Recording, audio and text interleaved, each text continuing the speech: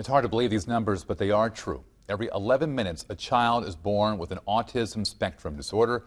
Early diagnosis is critical, but an alarming trend in some minority communities is causing two local families to unite and take action.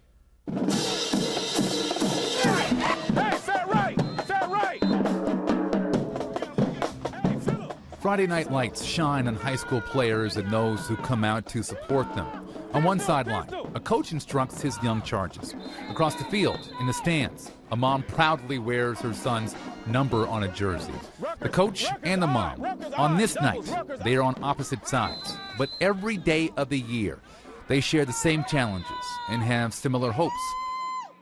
Each has a child with autism, and both are united in a campaign to bring awareness of the disorder to their communities. A lot of our parents in the inner city, they go without those resources and they don't understand what they need to do or, what may be done for their child. Coach Kevin Hill's son Marcus is 18 years old.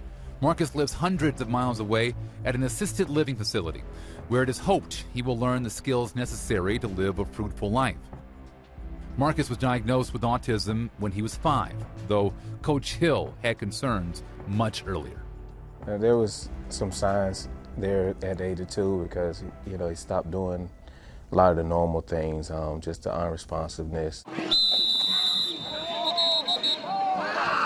Deborah Sumlin also had concerns about her son, Tori. When he was a toddler, he would direct Deborah to items rather than asking for them. I just took it as that he was being spoiled, that he was spoiled. So we did everything for him. And as he was growing up, he was a pointer. There were other red flags after Tori went to school. The teacher would ask him questions, and she said he could never answer what he was being asked. And he was repeating himself. Tori's autism diagnosis was initially difficult for his mother to comprehend. I had no idea what autism was, so I didn't pay any attention and just felt, okay, he's a late bloomer. Tori is playing high school football for the first time. The 11th grader loves sports, and his teammates think he's cool. Those teammates have also provided a different sort of therapy.